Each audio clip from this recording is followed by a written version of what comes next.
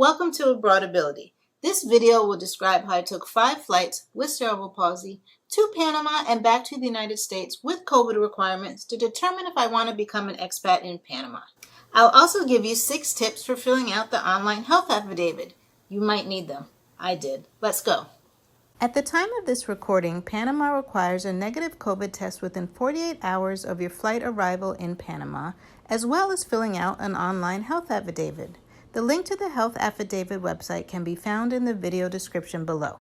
The health affidavit requires that you agree to comply with the Ministry of Health's sanitary control measures, confirm that you are healthy, and that you have not been exposed to COVID-19 within the last 14 days.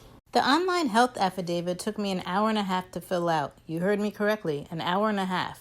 Between not being able to log in to create an account and the website insisting that I was Bahamian after entering in my U.S. phone number. Fine, I'll be from the Bahamas to move this process along. In all seriousness, I took a screenshot of my U.S. number on their website showing that it was registering as a Bahamian one just in case there was an issue when arriving at immigration. There is an option at the upper right-hand corner of the screen to change the language to English. Woo! My basic Spanglish would not have been enough to fill out this form. Once completed, I printed out the QR codes and took screenshots of them as well. I'll give some more tips for filling out these forms at the end of the video to try and save you some frustration. Now for the COVID test. You have to have a negative COVID test within 48 hours of arriving in Panama. Not 50 hours, not 49, 48 hours, so do the math accordingly. The test has to be a nasal swab, PCR, or antigen test. Yay, I'm negative. Off to Panama we go. The first airport in the United States, our temperatures were not taken, nor was a disinfection of your hands required. I seemed to be the only one who wiped down my seat, window, chair, and chair back in front of me. For the most part, people were following social distancing practices until boarding the plane. They served snacks, water, and an open cup. Flight attendants wore gloves during snack and beverage distribution and during garbage collection.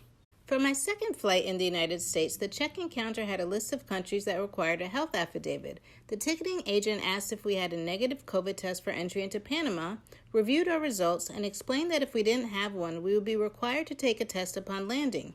He also stated that if the test came back positive, Panama would send you to a hotel of their choosing for at least a week, and you might have a roommate that doesn't even speak English. For this flight, the middle seat was empty. The steward explained all the COVID safety protocols that the airline was taking, which included their air filtration system, misting, and disinfection practices. A paper health affidavit was also handed out during the flight, which had to be filled out before landing in Panama. This looks like some of the same information that I spent 1.5 hours filling out online. I hope I didn't do that in vain. Upon landing in Panama, you were ushered one way if you had the paperwork for your negative COVID test and another area for testing if you did not. They had people verifying your results and identity against your passport. Your health proxy that was filled out on the plane was taken at this point. They never asked for the QR code from the online one that I filled out, but at this point I didn't care. I was just happy to be in Panama. Yay! I arrived in Panama City just in time for their full weekend lockdown. This meant that I was stuck in my hotel for 2 days, experiencing what a lockdown felt like for the first time. Let's just say I learned the habits of the people in the building across the street who chose to leave their blinds open. Teehee. The third flight for this trip, which was my first one in Panama, was to the tropical paradise of Bocas del Toro. We opted to take a flight instead of the bus or driving to maximize our time while there. Our temperatures were screened upon entering the airport, as well as us having to step on a floor disinfectant mat. Social distancing markers were on the floor, seats, and wall art. People were following the required procedures. Temperatures were screened again upon exiting the terminal to board the flight, as well as having to use a disinfectant from a stand for your hands. You had to wear a proper mask on the flight, and they gave you one if you were wearing the wrong kind. We had a quick stop in Changuinola, and they disinfected the seats that were just vacated. Again, people had to step on a disinfectant mat before boarding. We're almost there, Bocas del Toro. Here we come. Great. It's raining in Bocas del Toro. They had a man come out from the terminal to the plane with umbrellas for any passengers that wanted one for their walk to the terminal. Talk about customer service. Time to enjoy Bocas del Toro.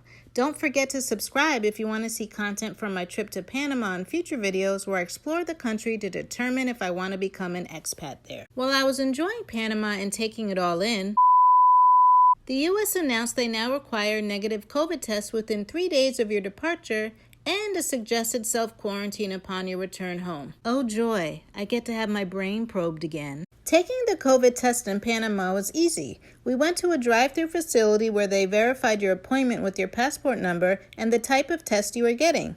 Just out of curiosity, I also received the antibody test to see if I ever had COVID.